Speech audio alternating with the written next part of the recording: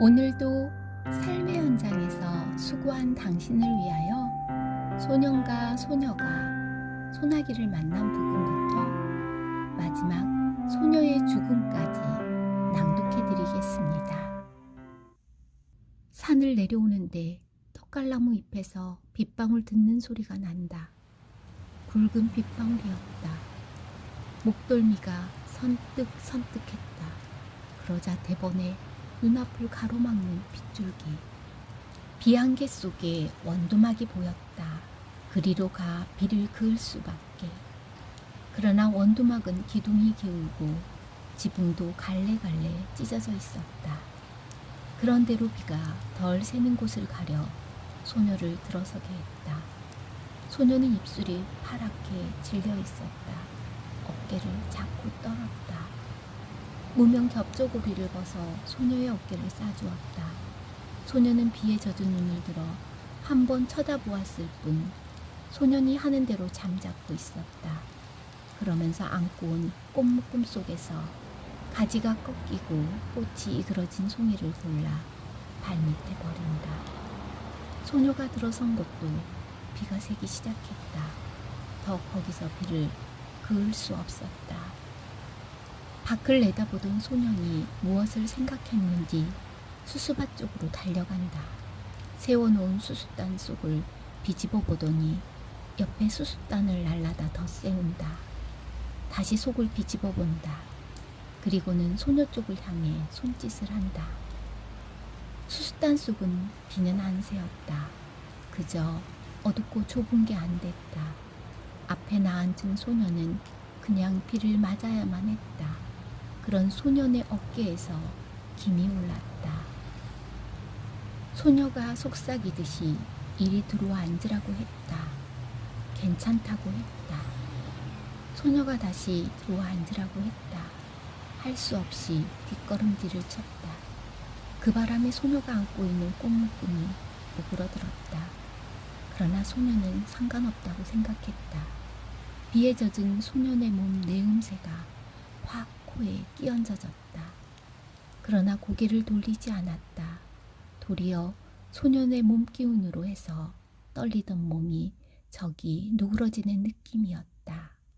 솟아나던 수숫잎 소리가 뚝 그쳤다. 밖이 멀게졌다. 수숫단 속을 벗어나왔다.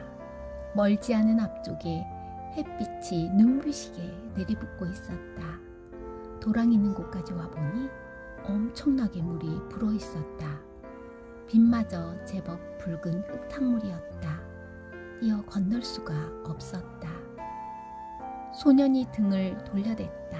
소녀가 순수히 엎이었다. 걷어 올린 소년의 잠방이까지 물이 올라왔다.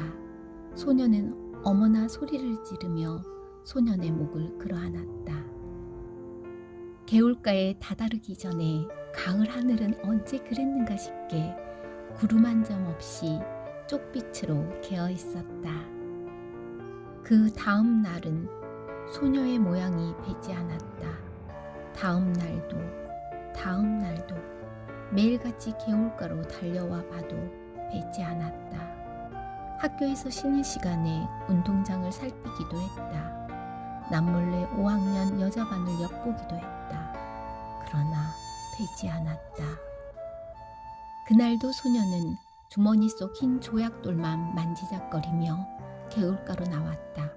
그랬더니 이쪽 개울뚝에 소녀가 앉아있는 게 아닌가? 소녀는 가슴부터 두근거렸다. 그동안 알았다? 알아보게 소녀의 얼굴이 해숙해져 있었다. 그날 소나기 맞은 것 때문에? 소녀가 가만히 고개를 끄덕였다. 이제 다 낫냐? 아직도. 그럼 누워 있어야지. 너무 갑갑해서 나왔다. 그날 참 재밌었어.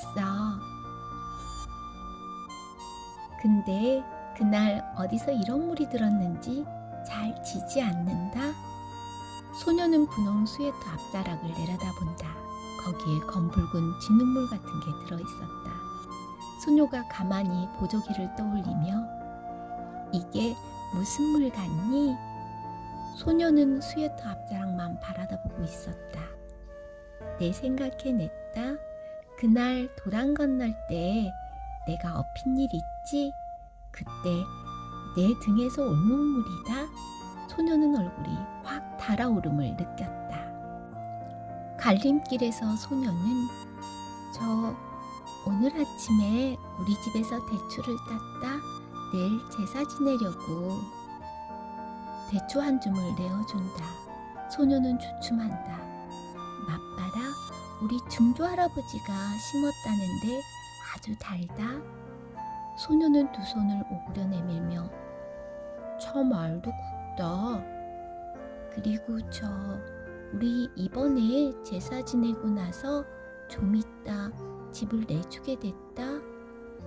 소녀는 소년애가 이사해 오기 전에 벌써 어른들의 이야기를 들어서 윤초신의 손자가 서울서 사업에 실패해가지고 고향에 돌아오지 않을 수 없게 됐다는 걸 알고 있었다. 그것이 이번에는 고향 집마저 남의 손에 넘기게 된 모양이었다. 왜 그런지 난 이사가는 게 싫어졌다. 어른들이 하는 일이니 어쩔 수 없지만. 전에 없이 소녀의 까만 눈에 쓸쓸한 빛이 떠돌았다. 선효와 헤어져 돌아오는 길에 소녀는 혼자 속으로 소녀가 이사를 간다는 말을 수없이 되뇌어 보았다. 무엇 그리 안타까울 것도 서러울 것도 없었다. 그랬건만 소녀는 지금 자기가 씻고 있는 대추 아래 단맛을 모르고 있었다.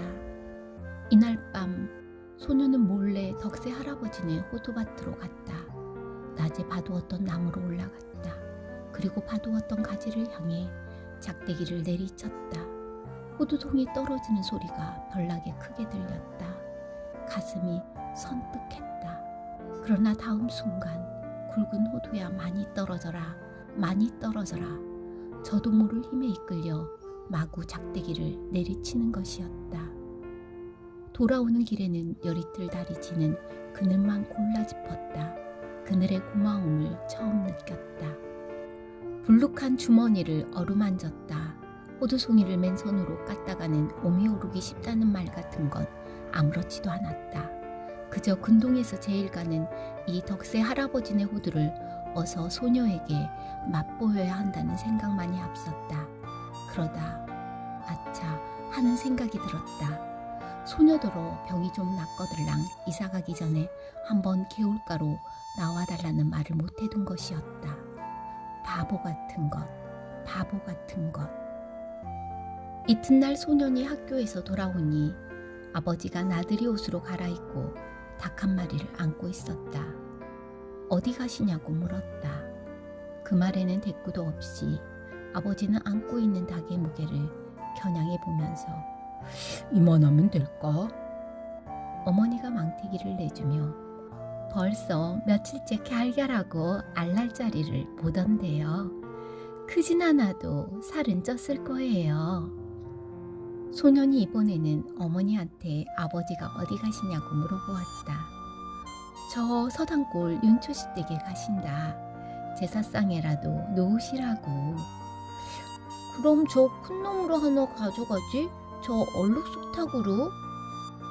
이 말에 아버지는 허허 웃고 나서 임마 그래도 이게 실속이 있다. 소녀는 공연히 열적어 책보를 집어던지고는 외양간으로 가 소 잔등을 한번 철썩 갈겼다. 세 팔이라도 잡는 척. 개울물은 날로 여물어 갔다. 소녀는 갈림길에서 아래쪽으로 가보았다. 갈반머리에서 바라보는 서당골 마을은 쪽빛 하늘 아래 한결 가까워 보였다.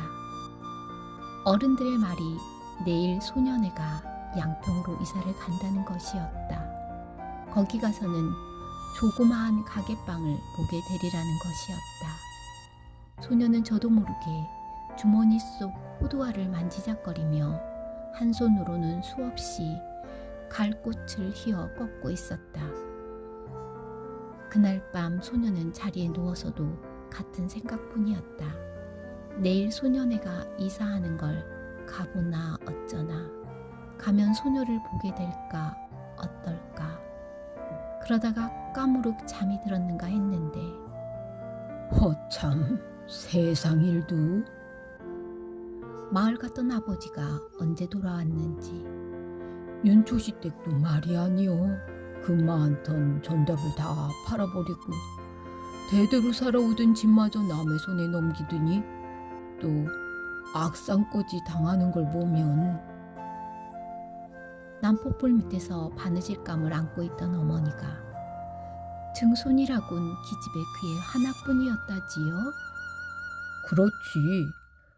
사내에 둘이 있던 건 어려서 잃고 어쩌면 그렇게 자식복이 없을까. 글쎄 말이지. 이번엔 꽤 여러 날 앓는걸. 약도 변변히 못 써봤다두군. 지금 같아서는 윤초신에도 대가 끊긴 셈이지. 그런데 참 이번 기집애는 어린 것이 여간 잔망스럽지가 않어. 글쎄 죽기 전에 이런 말을 했다잖아. 자기가 죽거든 자기 입던 옷을 꼭 그대로 입혀서 묻어달라고.